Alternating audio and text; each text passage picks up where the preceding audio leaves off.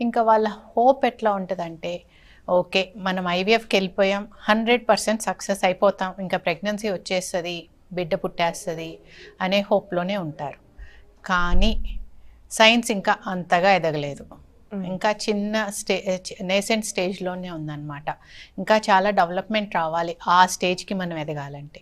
So last 30-40 సంవత్సరాల నుంచి చాలా డెవలప్ అయింది.